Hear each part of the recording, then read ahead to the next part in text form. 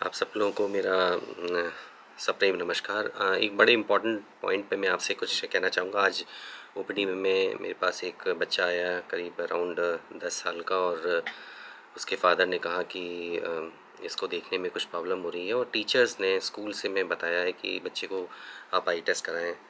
तो मैंने उनसे कहा कि क्या आप एज ए पेरेंट्स आप लोगों ने कभी नोटिस नहीं किया कि बच्चे में कुछ अनयूजुअल चीज़ें हैं, या उसको देखने में कोई विज़न उसकी ठीक है कि नहीं। तो उन्होंने कहा कि डॉक्टर साहब हमें तो पता ही नहीं, हमें तो कभी किसी ने बताया नहीं कि हमें कब आई टेस्ट करानी चाहिए बच्चों की।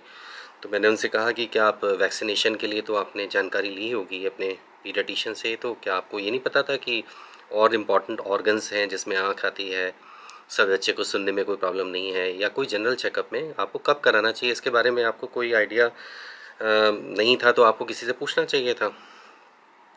तो खैर उन्होंने कोई जवाब नहीं दिया। तब फिर मुझे ध्यान आया कि बहुत इंपॉर्टेंट बात है, और बात सही है, सोसाइटी में लोगों को पता होना चाहिए कि उनको बच्चों की आई टेस्ट कब करानी चाहिए।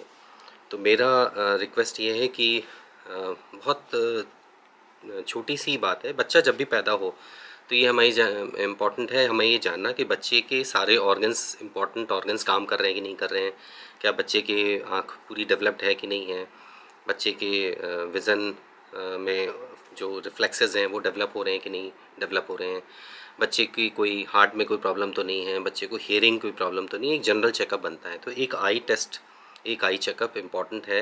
इसमें केवल पेरेंट्स अगर बच्चे को, न्यूबॉर्न को अगर ले जाते हैं, तो आजकल तो रेटिनोपैथी और प्री मैच्योरिटी के लिए रेटिना भी टेस्ट किया जाता है अगर बच्चा प्री मैच्योर बॉर्न हुआ है तो।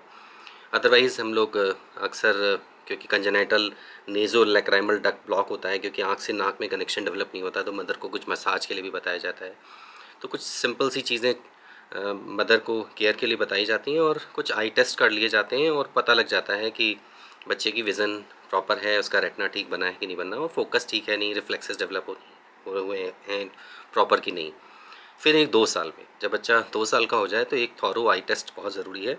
पॉसिबल अगर है तो साइक्लोप्लेजिक रिफ्रैक्शन होना चाहिए, जिसमें बच्चे की आई को एट्रोपनाइज करके एट्रोपिन ऑइंटमेंट दे के 3 दिन हम लोग ऑइंटमेंट देते हैं, जिससे कि साइक्लोप्लेजिया हो जाता है, पुतली फैल जाती है, रिफ्रैक्टिव स्टेटस पैरालाइज हो जाता है, तो बच्चे की आई टेस्ट चेक कर सकते हैं हम लोग।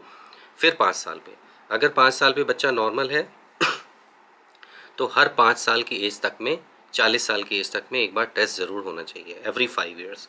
40 के बाद, क्योंकि आप प्रेसबायोपिक हो जाते हैं, पास के लिए नंबर आ जाते हैं, तो लगभग हर 1.5 साल में इंक्रीमेंट होते हैं। और अगर आप डायबिटिक हैं और हाइपरटेंसिव है, तो साल में एक बार आपको अपना रेटिना चेक कराना ही कराना है। तो बहुत सिंपल है, बच्चा पैदा हुआ है तो एक बार ज़रूर आई टेस्ट कराएं, फिर 2 साल पे एक बार आई टेस्ट कराएं, फिर 5 ईयर्स पे एक बार आई टेस्ट कराएं। बच्चा अगर नॉर्मल है तो एवरी 5 ईयर्स। अगर बच्चे की कोई भी फाइंडिंग्स निकलती हैं, बच्चा मायोपिक होता है या हाइप्रोपिक होता है, नंबर्स आते हैं या कोई भी दूसरी फाइंडिंग्स मिल रही हैं, तो फिर तो आपको हर साल बच्चे की आई टेस्ट करानी है। 40 साल के बाद आपको सब लोगों को खुद अपनी आँख का साल से 1.5 साल में रिफ्रैक्शन, फंडस एग्जामिनेशन और screening for glaucoma. If you are diabetic then diabetic retinopathy के लिए स्क्रीनिंग, अगर आप हाइपरटेंसिव है तो हाइपरटेंसिव चेंजेस आपकी आंख में तो नहीं है उसके लिए, और फिर ओल्ड एज के में, क्योंकि age related macular degeneration develop होने लगते हैं, तो उसके लिए आई टेस्ट। तो छोटी सी बात है, बड़ी इंपॉर्टेंट है, सबको पता होनी चाहिए, इसलिए मैंने सोचा कि मैं आपको इस माध्यम से आपको जानकारी दूँ। नमस्कार, धन्यवाद।